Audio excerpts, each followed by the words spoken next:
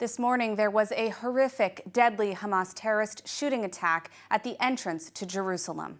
3 people were killed and 5 wounded before the terrorists were neutralized. More from ILTV's Steve Leibowitz. As depicted by this security camera, 2 terrorists got out of a car during rush hour traffic this morning and opened fire at point-blank range with an automatic weapon and a handgun at civilians standing at a bus stop. Within moments, the 2 terrorists were neutralized by 2 off-duty soldiers and an armed civilian. The attackers' identities were given as Murad and Ibrahim Namr from eastern Jerusalem. Both are known Hamas members, previously jailed for terrorist activity. Police officers scanned the area and ruled out any additional attackers. One of the victims was identified as 73-year-old Ashdod rabbinical judge Elimelech Wasserman. The other victims were a 24-year-old woman and an elderly woman, Chana Ifergin and Livia Dickman. The wounded were rushed to hospital, with 2 listed in serious condition and 3 others with light to moderate wounds. United Hatzalah was quickly on the scene, with the attack just blocks from its headquarters. Morning, Dovi Maizel, Vice President of Operations, here at the site of the terror attack at the entrance to Jerusalem. At 7:40 this morning, 2 terrorists in a car drove by this bus stop behind me, shooting, killing a 16-year-old girl and injuring almost 10 other victims. Some of them critically injured, and all treated by volunteers who live right here next door. The buildings across the street responded immediately to the scene, put on tourniquets, did life-saving procedures, and helped evacuate the patients to the hospital. Another terrible, tragic morning here at the entrance to Jerusalem. They deny the kidnapping of our children, the murder of our grandchildren, the rape of our daughters. The new Nazis we face today will stop at nothing to destroy civilization as we know it. The World Jewish Congress was created exactly for these times like this, so every Jew can fall asleep at night knowing they are safe in their own home. We are a voice for the Jewish people everywhere. We are the World Jewish Congress. In the aftermath of today's deadly Hamas terror attack in Jerusalem, amidst the so-called ceasefire in Gaza, many are wondering what the ramifications will be inside of Israel. Will there be continued escalation in terrorism against Israelis on the ground? Now, here to speak with us about the security situation is Yoni Ben Menachem. Yoni, thank you so much for joining us today. Thank you for having me. So just to kick things off, we've seen several days of a relative ceasefire, but what can we expect to see in the coming weeks within Israel? In my opinion, this whole ceasefire, or they prefer to call it in Hebrew, afuga, a pause or a hold, is a big mistake, because there's no way to negotiate with Hamas if it's not under fire. Any negotiation with Hamas should be under fire. This was a mistake, an Israeli mistake from the beginning. The negotiation should have been held under fire while the Israeli army continue the fighting against Hamas terrorists, and also going down to occupy the center of Gaza Strip and the south of Gaza Strip. This is the only way to put pressure on Hamas. And what Israel did, the fact that they stopped the fighting, or they halted the fighting, is a big mistake, because this gave Hamas the opportunity to regroup and equip themselves with more weapons and with gasoline and food and so on. And now they're more ready for the coming Israeli attack. So this is a huge mistake. Now, the attack today in Jerusalem was carried out by Hamas operatives. How do you expect Israel to respond to this attack, and do you think it will impact the negotiations or the discussion over ceasefire? I would expect Israel to immediately resume the fire in Gaza as soon as this evening they return the rest of the abductees that was agreed upon, immediately to resume the fire and not to wait for any other moment.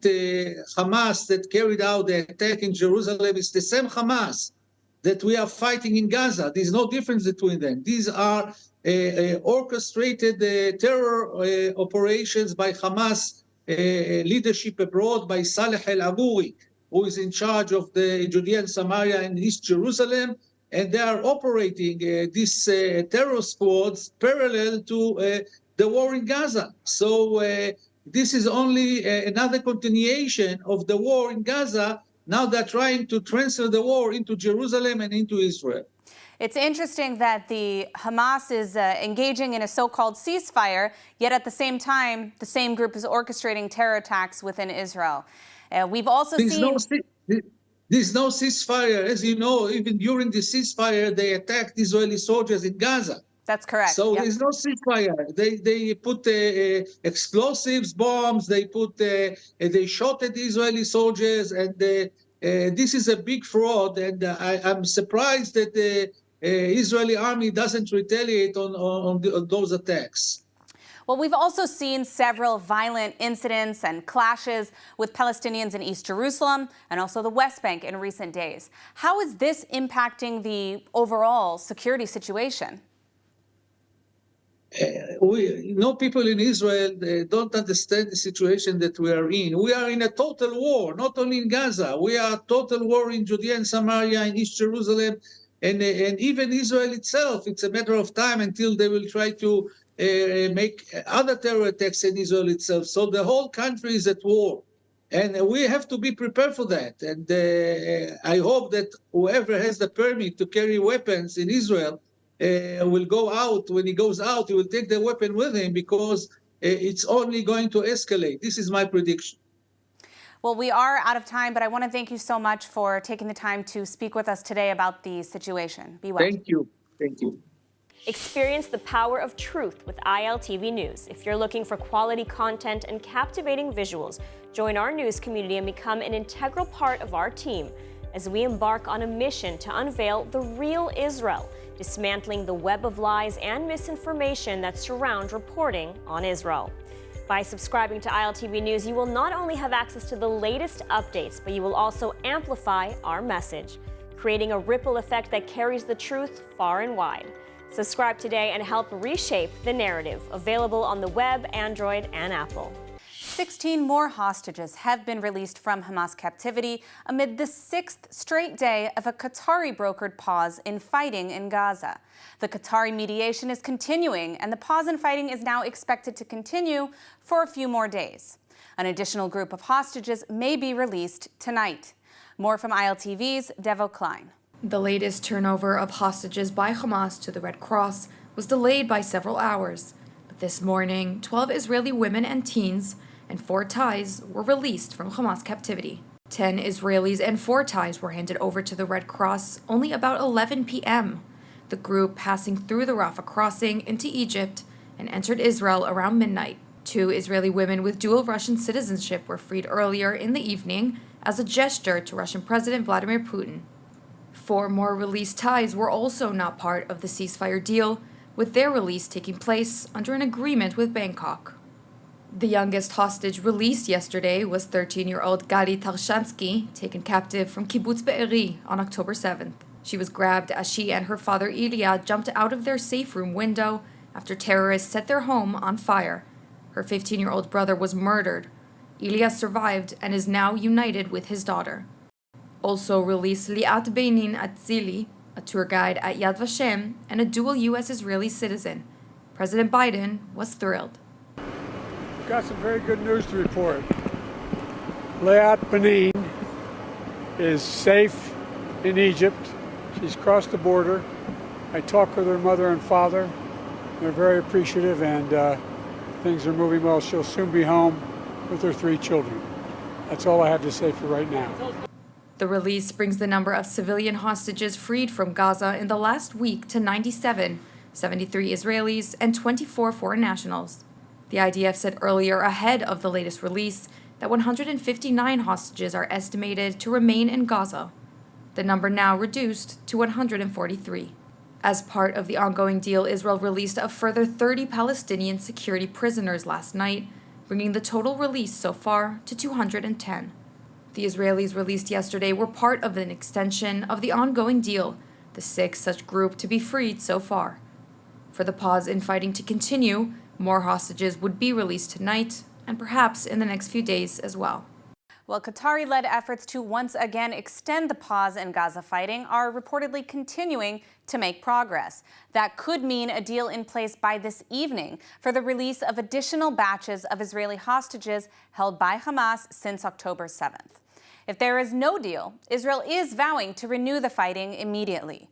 More from ILTV's Steve Leibowitz. A senior Israeli official told reporters that Israeli, American, Egyptian, and Qatari representatives are in Qatar discussing extending the truce, which would otherwise have expired early today. The sides are reportedly close, and if an agreement is reached, another batch of 10 Israeli hostages would be returned from captivity later tonight. The current framework allows for a few more days of hostage release pause, but inasmuch as there is a serious offer on the table to release the remaining hostages as we are demanding, we will of course consider every serious proposal because we're committed to doing everything to bring them back. The pause in fighting had been pre-approved by the Israeli cabinet for up to 10 days, and today is day 7. After that, said Prime Minister Netanyahu, the war in Gaza will resume. בשבוע האחרון אנחנו השגנו הישג גדול מאוד. החזרת עשרות רבות של חטופינו. לפני שבוע זה נשמע דמיוני, אבל השגנו את זה. בימים האחרונים אבל אני שומע שאלה. האם לאחר מיצוי השלב הזה של החזרת חטופינו, ישראל תחזור ללחימה? אז התשובה שלי היא חד משמעית כן. אין מצב שאנחנו לא חוזרים ללחימה עד הסוף. זו המדיניות שלי. הקבינט כולו עומד מאחוריה, הממשלה כולה עומדת מאחוריה, החיילים עומדים מאחוריה, העם עומד מאחוריה. זה בדיוק מה שנעשה. The Ynet News reports that talks focus on 5 groups of hostages: female soldiers, older men, IDF reservists, male soldiers, and the bodies of those murdered during the October 7th assault or later in captivity. Given the provisions set out in the deal, the truce could potentially extend until Sunday, assuming more Israeli hostages are set free. After 6 days of a pause in fighting between Israel and Hamas, as well as the return of over 80 hostages, there are now reports that Qatar is working on a negotiation to end the war in exchange for the release of all hostages, a claim which Israel has categorically rejected thus far. Now, here to speak with us about the hostage diplomacy efforts and the future of the Gaza war is Yaki Dayan, the former Consul General of Israel in Los Angeles. Yaki, thank you so much for being with us today. Hi, thanks for having me. So just to start, do you think that these ceasefire extensions, which are now expected to continue perhaps even another 2 days, do you think they're problematic for Israel's objective of destroying Hamas? Listen, the equation is extremely clear. I mean, as long as they are going to release 10 people a day, we are going to extend the pause. That's very clear. And at the minute that they stop releasing hostages, then we go back to war. So it's a matter of a day, 2, 3 days, but it's clear to everyone, including all the brokers in this deal, Qatar, the United States, and Egypt, that Israel is one of the goals of the war is to eradicate Hamas, and we'll be back to complete this mission as well. But as long as they are releasing hostages, the pause will continue.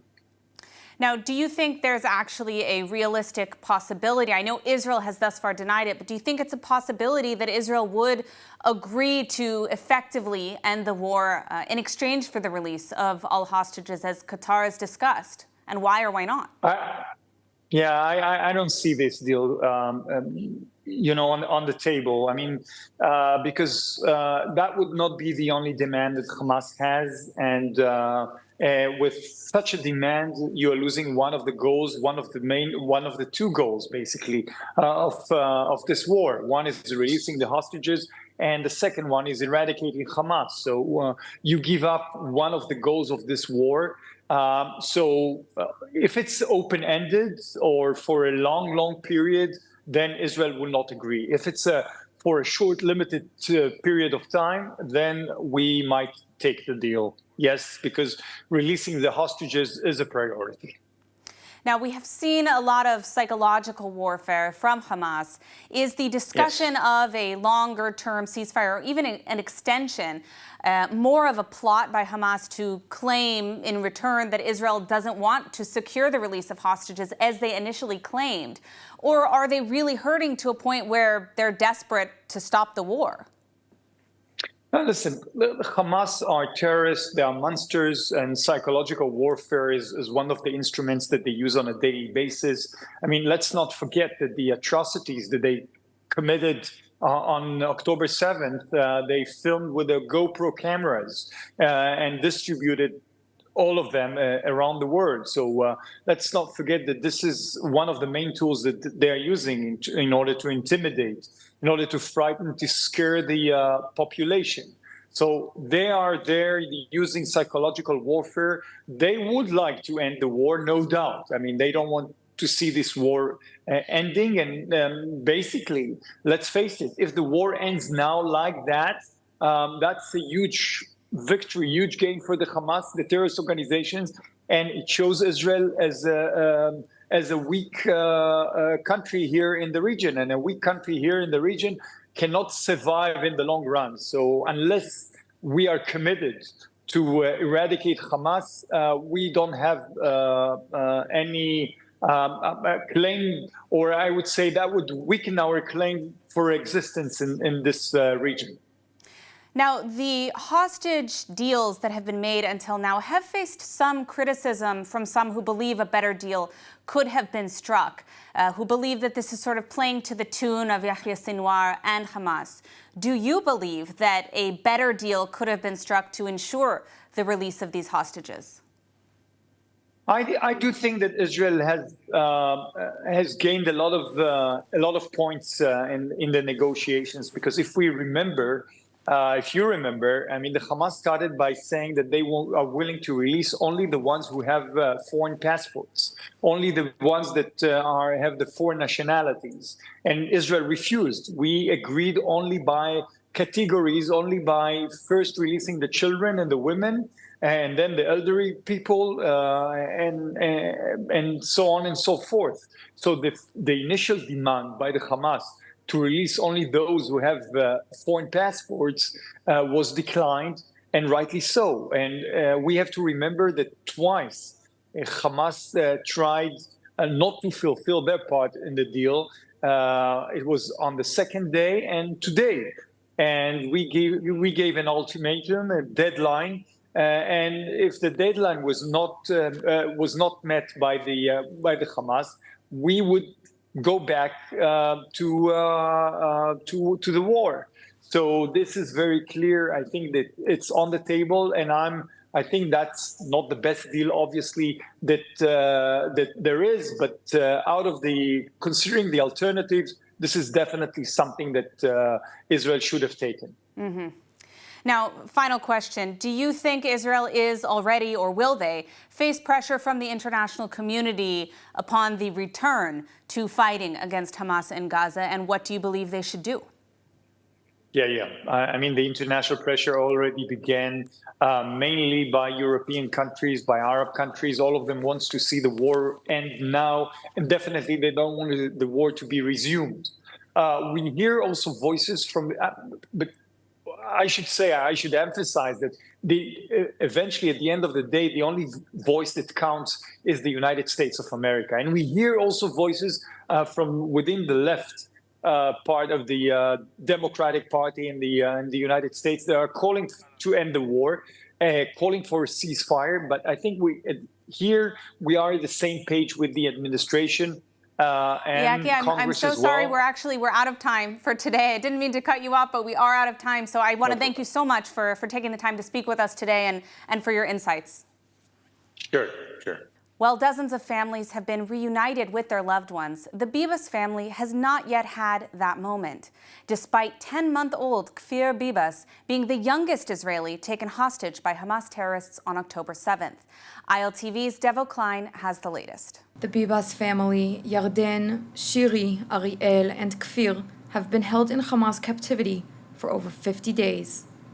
While dozens of children and other hostages have been released through the temporary truce agreed upon by Israel and Hamas, no members of the Bibas family have been released, despite Kfir Bibas being the youngest Israeli in captivity at just 10 months old.